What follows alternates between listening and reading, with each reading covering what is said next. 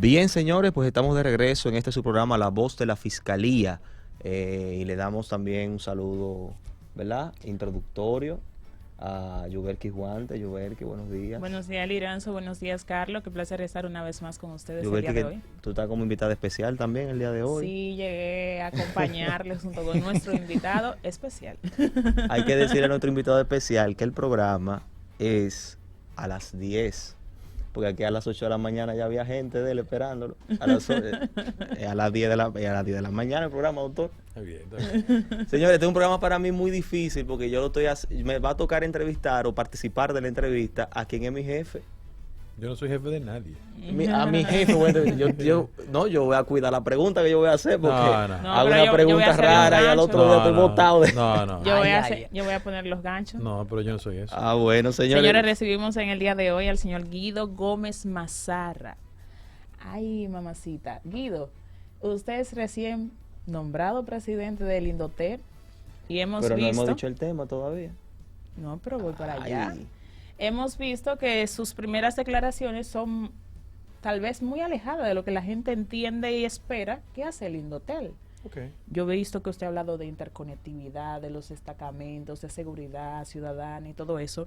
Y es justamente lo que queremos conversar con usted en la mañana de hoy, para que la gente comprenda cuál es el rol en ese sentido del Indotel. Con gusto. Primero, buenos días, es un placer. Y hay que decir que Liranzo, a modo de chance, hace una introducción respecto a jerarquías administrativas, pero yo no soy jefe ni en mi casa. Debo decir eso. Mira, en primer lugar, el Instituto Dominicano de Telecomunicaciones es una entidad que fue creada en el año 1998, que entre sus roles institucionales tiene, entre otras cosas, ser el ente arbitral en las prestadoras de servicios, le hace telefónicas, los cableros, como le llaman técnicamente, los usuarios, que es el corazón esencial de toda política institucional que tiende a proteger a los ciudadanos, pero también un espectro que estoy ejerciendo ahora mismo, el espectro radial. Porque de un tiempo a esta parte la gente ha entendido que en el espectro radial hay una especie de dificultad y parte de la responsabilidad del Indotel es esa. Eso es en la formalidad. Ahora, un concepto que se llama brecha digital, que no es otra cosa que, no sea, la distancia y la imposibilidad de que esa herramienta tecnológica tenga el acceso a las grandes mayorías. Y afirmo yo, el alfabetismo del siglo XXI es tecnológico. ¿Por qué? Porque está condenando a los ciudadanos, fundamentalmente en sectores más bajos de la pirámide social, de que frente a las dificultades de exclusión no tengan la posibilidad de acceder a esas herramientas. Entonces son dos veces excluidos por las características socioeconómicas y también por la condición de no acceder a esas herramientas. Frente a eso, hay conceptos que el Indotel lo ha asumido como parte de su responsabilidad tecnológica. Y es que, y esa es una área muy propia de ustedes, los delitos han ido en una velocidad donde las estructuras tecnológicas tienen que estar siempre por delante para impedir su vocación de burlar todos los procedimientos legales. ¿Qué pasa? Que hay dos conceptos en el marco de la brecha digital, de esa aproximación, que generan dolor de cabeza. Ustedes saben perfectamente cuáles son las destrezas y los niveles de creatividad delictiva de la gente. Y frente a ello, la autoridad, en cada una de sus expresiones, que comienza en el Ministerio de Interior y Policía, hay un ente ejecutor que es la Policía Nacional, pero en múltiples ámbitos de la sociedad dominicana hay una necesidad de que esa herramienta de Indotel aproxime a la solución del día a día de los ciudadanos los problemas. Te doy el primer ejemplo de interconectividad. Lo primero es que debo decir que en la República Dominicana, ya lo confirmé, 75% de los destacamentos no tienen conectividad. Déjeme explicarle eso al ciudadano, porque a veces los abogados hablan en un lenguaje muy técnico que el ciudadano no lo conoce. O sea que yo voy a un destacamento todavía, en base a lo que usted me está diciendo, y hay muchos de ellos, y esa es la realidad que vemos a diario, que no tienen acceso a internet, una computadora. Sí, solo el 25%, para interconectarse con los demás. Solo el 25% está conectado. Ese es el lenguaje técnico. Mucha llamada, doctor. Eso. Usted sabe que la dinámica del programa la gente va llamando. ¿Cómo no? Con gusto. Sí, buenos días. Nombre y de dónde nos llaman. Sí, bueno, le llamo de Santo Domingo. Me gustaría comunicarme con la doctora Nacimo. No, señor. Ok. Es un error ahí. Entonces, frente a eso, como uno de los ejes de las políticas públicas fundamentales del gobierno es el tema de la seguridad ciudadana, pensamos como punto de partida los cuarteles. Miren, yo le preguntaba fuera del aire, ¿de dónde son ustedes? El sur del país, que es el punto donde hay un mayor nivel de pobreza histórico, tiene la dificultad de que su estructura de los destacamentos enfrenta serios problemas. El primero, ¿qué va a hacer el Indotel? Ya hicimos un levantamiento de 42 destacamentos en el lado sur del país, en el que no están conectados, pero en ese mismo orden, previamente a la conectividad, lo que va a hacer el Indotel es generar toda una estructura de formación, entrenamiento y adiestramiento del personal. Pónganse a pensar el cabo que está en Boichío, el sargento que está en Vengan a Ver. Tal vez no tuvo oportunidades de formación. Sí, no, porque el gran desafío de nosotros va a ser el eslogan oficial de nosotros, ¿verdad? Es acercar la tecnología a la gente, al ciudadano. Porque en el siglo XXI la gente quiere estar dominando esas herramientas, pero por un problema hasta de exclusión social no tiene esa oportunidad. Y en el caso específico hablo de la policía. Te dije, Boichío.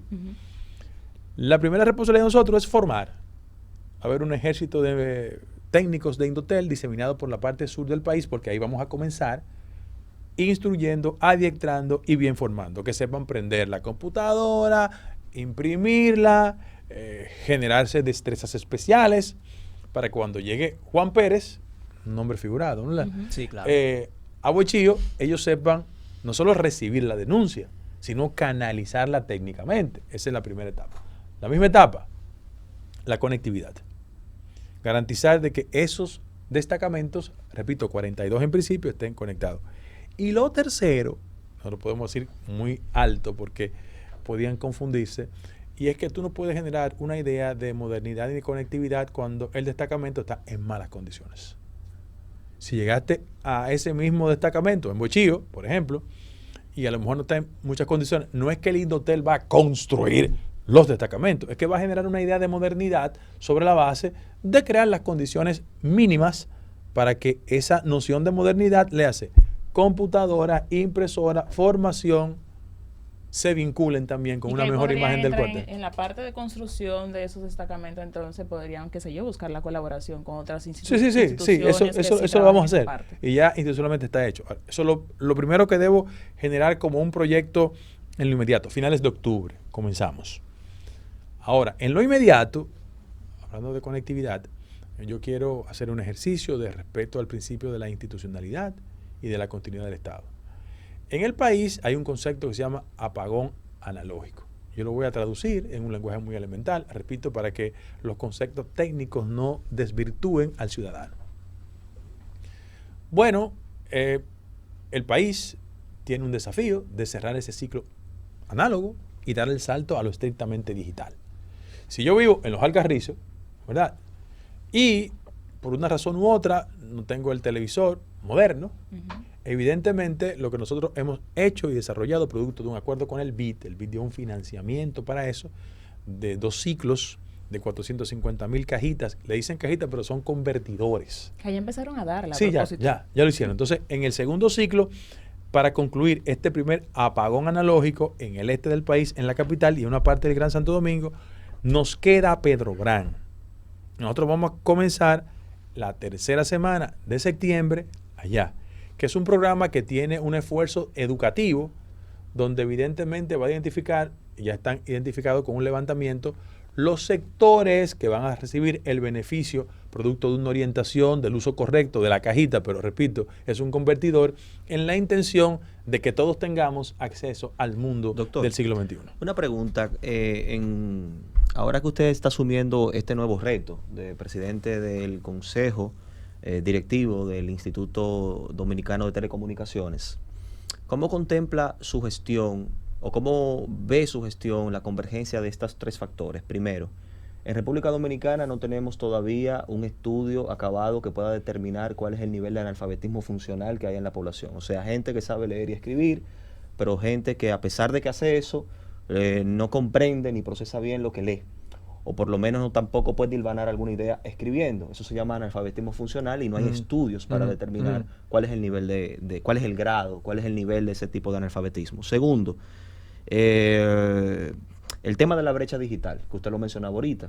La brecha digital, bueno, hay estudios que indican que República Dominicana es uno de los países latinoamericanos que, curiosamente, proporcional al crecimiento económico, que es uno de los países que más crece, también es uno de los países que más, la brecha digital es la más pequeña entre los países de la región.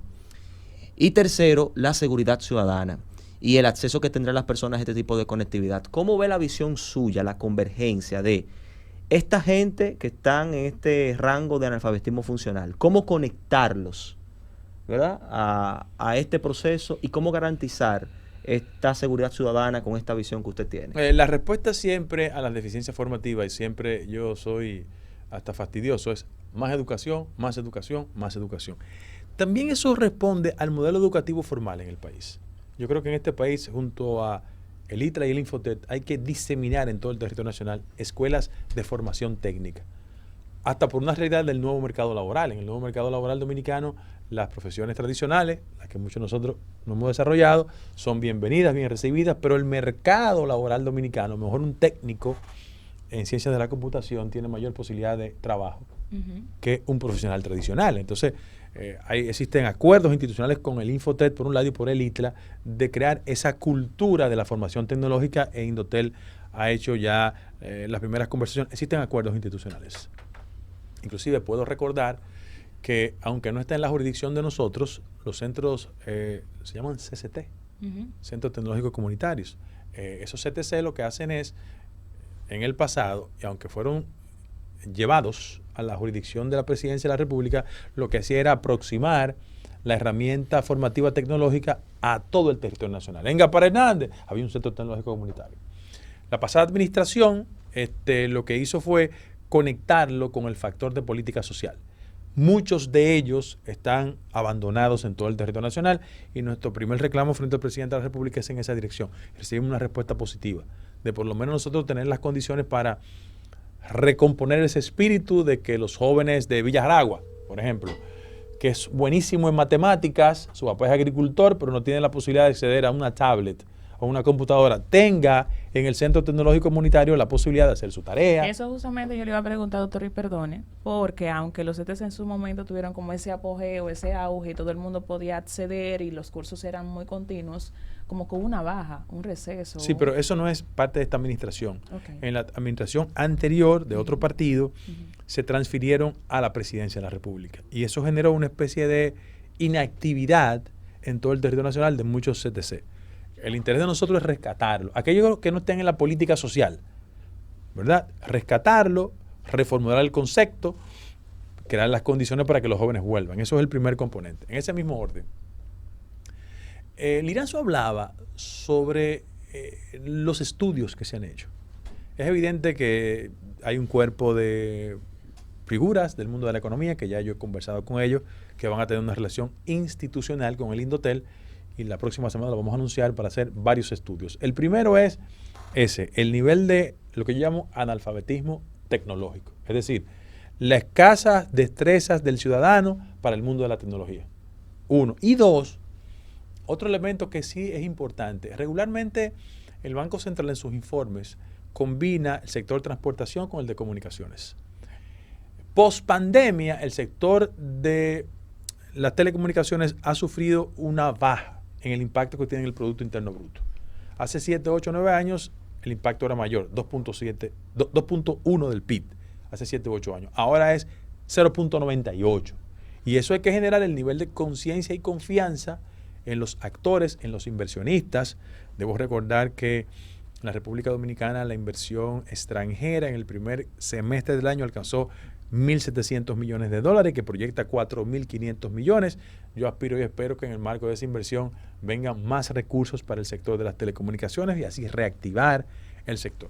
En lo que respecta al tema de la inseguridad, es evidente que el Indotel tiene responsabilidades institucionales, entre ellos dos.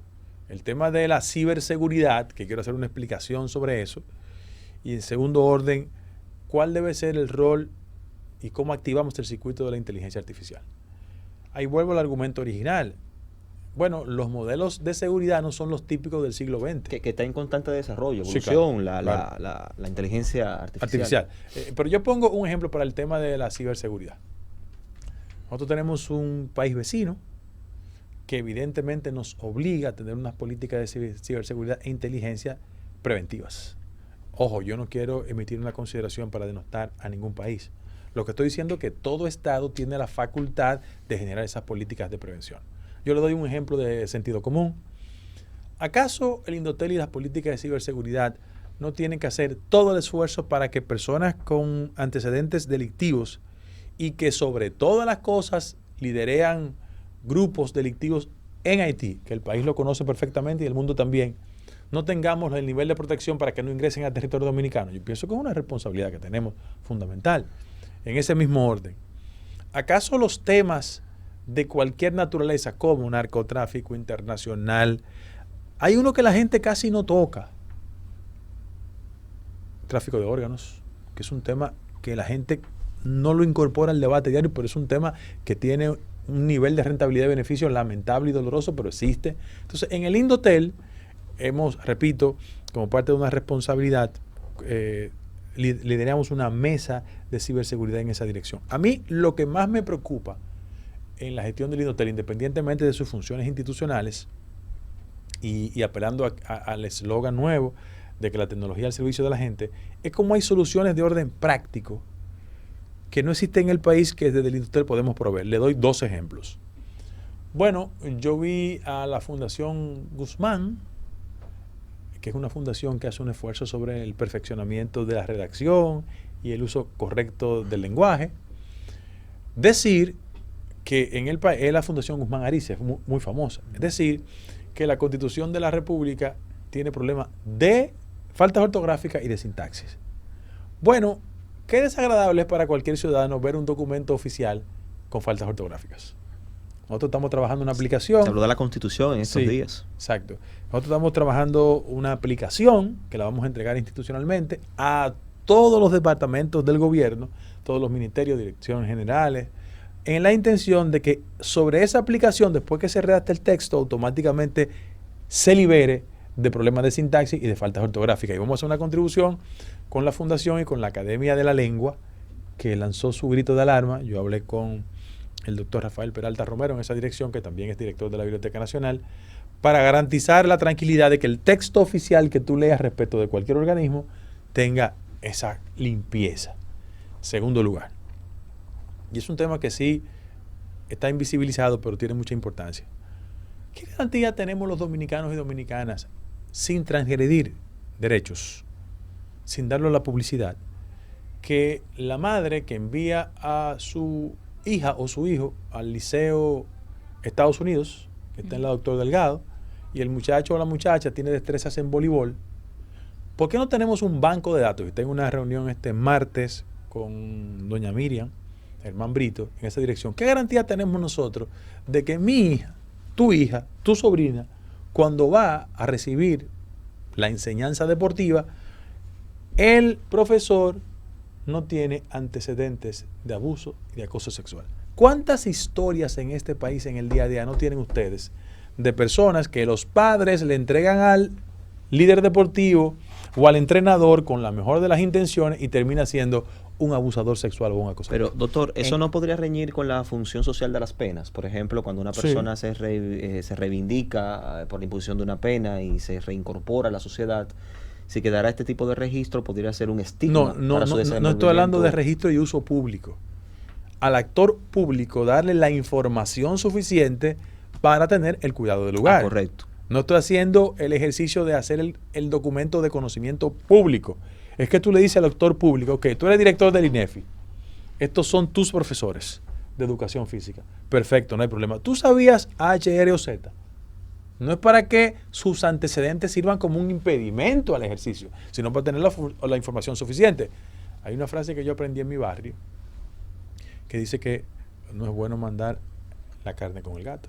Entonces, cuando tú tienes una persona con esos elementos, el actor institucional debe tomar las precauciones del lugar para que la tragedia no llegue a la casa de ningún ciudadano. Ahí entonces entra lo que usted hablaba en principio de la interconectividad, puesto que cuando usted puso el ejemplo de la región sur, por ejemplo, vaya la redundancia, que usted habló de que van a trabajar con 42 destacamentos, muchos de esos lugares, rurales todavía, lamentablemente tenemos que decirlo, en nuestro país todavía hay lugares donde, y eso lo comentábamos fuera del aire, donde se va a poner una denuncia y todavía hay un lapicero. Mascota y lapicero. Exactamente. Entonces, solamente esa denuncia se queda en ese poblado. No hay una interconectividad o un sistema nacional donde pueda registrarse y ya sea en Gaspar Hernández, ya sea en Higüey o ya sea en el lugar más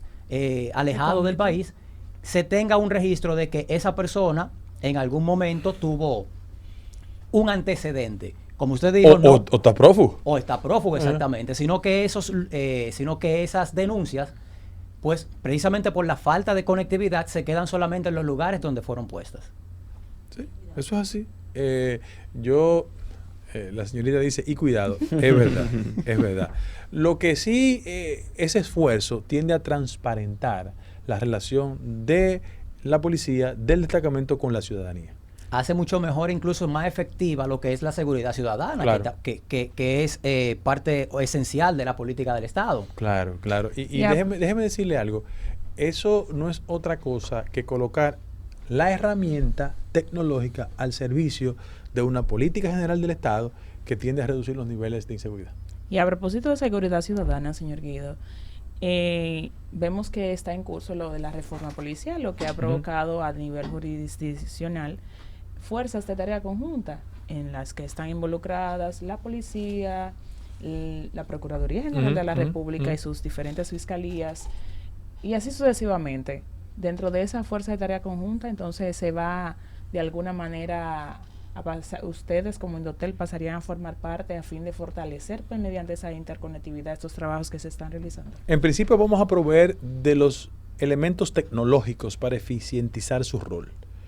Y es evidente que cuando hacemos la contribución en el marco de la Policía Nacional o cualquier otra institución, yo solo he hablado de la policía, pero yo puedo hablarle primero, la herramienta la vamos a proveer, uno. Y cualquier tipo de llamado institucional, con mucho gusto lo vamos a hacer. Pero yo le pongo sobre la mesa otro componente, ahora que tú hablas de eso. Bueno, en las conversaciones que yo he tenido informalmente con doña Jenny, el presidente de la Dirección Nacional del Control de Drogas, el jefe de la policía y el jefe del DNI, me han hablado de las cárceles. Yo quiero usar este programa para colocar en contexto de cómo el Indotel puede contribuir con alguna herramienta que ha sido motivo de bastante preocupación. En principio, la gente piensa que cualquier ciudadano, en el régimen carcelario del país, su objetivo fundamental es salir recuperado. Esa es la intención, ¿verdad? Ese es el valor de reinserción social. Sin embargo, eso no pasa. ¿Por qué?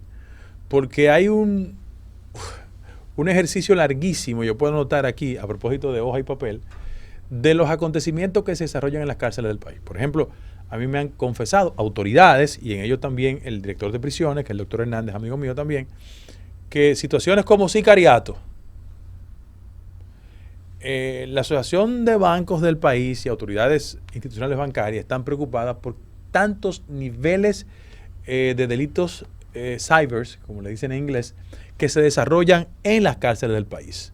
Robo de identidad y de ahí para adelante todo lo que usted quiera decir.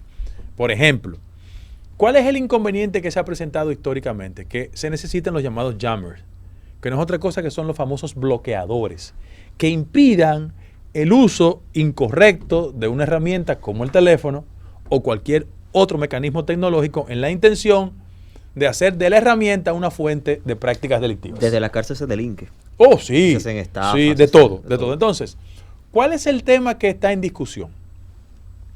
Un tema para respetar los derechos. Que en muchas demarcaciones el centro carcelario tiene un entorno de una comunidad que no podía ser afectada a la hora del hammer. Entonces, tenemos que provocar una situación, en principio, de comenzar un programa mediante el cual coloquemos los bloqueadores en centros penitenciarios donde no exista un entorno habitado. Me explico. 15 de Asua. ¿Verdad? Entonces, tú vas al 15 de Asua y evidentemente no hay un entorno. Entonces, el programa de colaboración de nosotros para garantizar que no se siga delinquiendo desde las cárceles es ubicar primero esos entornos. En Higüey también hay una que no tiene gente a su alrededor, no tiene casas, apartamentos, no está habitado nadie. Entonces, eso nos facilita el programa para después concluir con un mecanismo sumamente inteligente en el que se impida ese uso, aunque se establezca cables que garanticen que las autoridades sí puedan tener acceso a la comunicación. Esos son de los desafíos que tenemos pendientes. Pero en las cárceles, estos internos tienen el acceso a internet y por ahí es que se cometen muchos delitos. Pero ¿de dónde viene, de dónde ellos obtienen ese acceso a internet? Yo te voy a definir en un concepto protocolar. Eso se llama la creatividad delictiva. Para no decir otra cosa. Y no entrar en señalamientos e impugnaciones que el sentido común sabe de dónde vienen, pero yo por un problema de elegancia no lo voy a decir aquí. Tienen un nivel de creatividad delictiva sin precedentes. Por ejemplo, ¿de dónde le sale a un interno la destreza, la capacidad y la habilidad, por qué no decirlo, de sustituir identidades y llegar a conseguir varios ingenuos que han hecho transferencia de dinero para operaciones? Que sea, eso se hace. No, en el día a día. Todos los días. Entonces hay que procurar soluciones institucionales y el Indotel va a hacer una contribución con eso. Le digo, mi pregunta viene porque sabemos que las instituciones tienen una red que son las que utilizan. Y a través de esa misma red conectada al dominio de esas instituciones, pues incluso pueden bloquear algunas páginas a las cuales los empleados de ahí no pueden entrar. Pues solamente pueden entrar a las páginas. Sí, precisamente eso es lo que se está planteando, que se bloquee la... Que tienen solamente una función dentro del trabajo, o sea, del empleo. La intención es bloquearlo, ¿eh? Exactamente. Entonces, si se podría hacer una red en las cárceles donde las autoridades sean las que tienen el control de a dónde o a qué dirección electrónica tú puedes entrar, pues sería también muy eficaz. ¿Ese es el plan? Ese es el plan. Lo que pasa es que no podemos decirlo mucho porque las destrezas y la creatividad delictiva a lo mejor se nos adelantan. Y ahorita se preparan una contrapartida. Pero pónganse a pensar, como me dijo el presidente de la Dirección Nacional contra las Drogas, que ejercen el sicariato de la cárcel. Doctor, increíblemente el sicariato no está tipificado en la República Dominicana. Desafortunadamente. Desafortunadamente no está tipificado. Y a El diario, sicariato que siempre opera un inductor en un tipo de participación. Urge una reforma al Sí, Código el tipo Penal. te llama y dice a Juan Pérez, cáele atrás, mira tal cosa. Increíblemente no tenemos inductor, tampoco tenemos sicariato, así otras figuras que son sumamente importantes para la persecución del delito. Simplemente Y tenemos que revela cómo los niveles de velocidad de la conducta delictiva necesita un ente que prevenga eso, no solo desde el punto de vista tecnológico, sino del ordenamiento legal. Señores, estamos conversando con el doctor Guido Gómez Mazara. Vamos brevemente a una pausa y cuando retornemos continuamos con la entrevista.